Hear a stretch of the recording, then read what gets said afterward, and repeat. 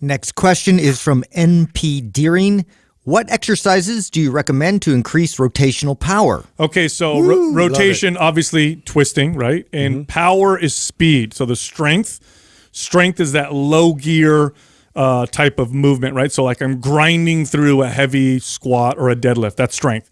Power is strength with speed. So this is athleticism usually involves a lot of power. So training power with rotation means you're going to train. First of all, if you do train for power, make sure you got good skill, good technique, and good stability. If you don't have any of those and then you go fast, you're going to probably hurt yourself. And I also think a big misconception with power is that you're also trying to be super controlled on the eccentric part. And so some of the best exercises for rotational power for me are where I take a medicine ball, for instance, and I'm tossing it in a rotational fashion and getting rid of it. So it's as much of my maximal effort as possible from the beginning to the end, and then I'm done, and then I'm recovering and composing myself. But for the most part, it's about that pure exertion. It's on command. It's being able to summon that force and then display that power all at once. Yeah. Now, I like bands for this, by the way. What is your thoughts, Justin, on and where does anti-rotational work contribute to rotational power and strength? Like, is that a must-have component to that, or just as valuable in training that? No, I honestly, I think that's a little bit more in the strength portion of the rotational strength, because you want to make sure that you have that kind of control.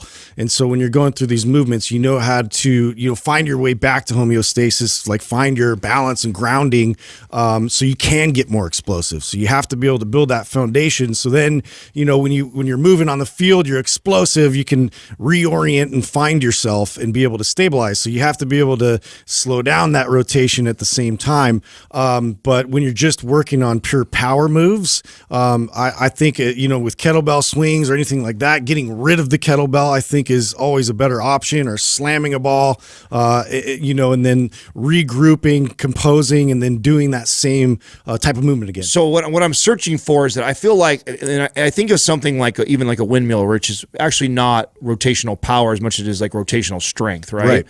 But I think that's important that we express that you want to have good rotational strength before you try and express the power. Oh, yeah. So you 100%. Need to really own and control the movement, doing things that like anti-rotational stuff, doing things like windmills for rotational strength. So you have the ability to control in that plane really well. And then you can do things like medicine bell throws, wood chops, things that are more expressive to really. Yeah, you need to own, so strength contributes to this physical pursuit quite a bit, right? So if you just get stronger, you will increase your power somewhat. No matter what you do, if you get stronger, you're going to get a little bit more powerful. Now, obviously, if you focus on power, you'll get a lot more powerful, because power is a skill like anything else. But strength is the prerequisite, right? Yes. So don't go and do these fast rotational exercises if you're not strong in rotation, because you're asking for trouble. Because when you apply speed, the risk goes through the roof in terms of injury. It's adding nitrous, to the engine. It's something that you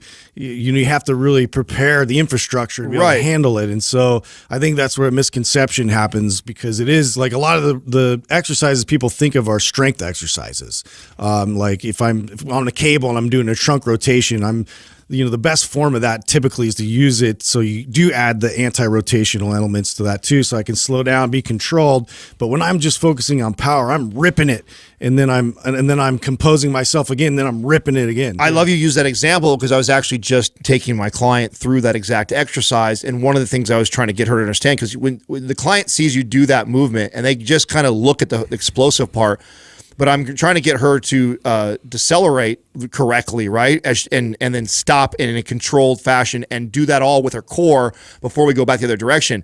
And clients, they see the arms, and that's what they're all they're focused on, like, oh, your arms go here and then you stop here. And then you can see her shoulders kind of shrug and move out of position, because she's not locking it in from her core and stabilizing there first before she goes back. When you have a cable or a band, you have to bring it back, right? When you have a ball, you can let go. So that's why the control is important when you have something you're still holding on to, because if you just let go and let it swing you back, you're going to probably hurt yourself. By the way, if you are going to use something that's anchored, I prefer a band for explosive rotational movements, way over a cable. With a cable, you got the weight stack that's flopping all over the place. Yeah, with a band, clunky. Yeah, with a band, it's you explode and then you can bring it back quickly, and it's not as dangerous. Some of my favorite ones, and this is where you get all the Instagram type of exercises that actually make sense for this, because you'll get stuff like tire strikes you can do with a sledgehammer, where you're getting really good rotational explosive strength with your upper body and shoulders,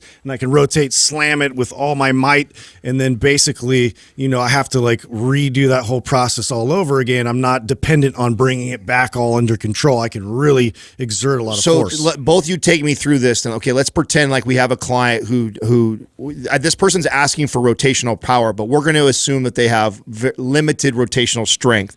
So give me one or two exercises. I would get them first to get the rotational strength first and the control, and then one or two exercises that I like, that you guys like to teach people for the power aspect. Oh man, you can keep it simple and do your regular cable chop to get strong, and then eventually when they're stable and feel good, then you progress to a band and you go fast or a ball. So that's very simple. Right. You can get more complex. You could start with windmills and cable chops, and then eventually move to a ball where you're throwing it. It's really about the progression, right? One is controlled, the other one is fast. Get good at the control first, good with the rotation, the strength first, then move to the speed. Yeah, and just some other examples like a kettlebell halo, or even you do it with a dumbbell, and you can go through that pattern of rotation with your shoulders that a lot of times people just neglect. And so just getting your body familiar with a lot of the function of your joints with your shoulders, with your hips, and just getting that rotational movement established and under control,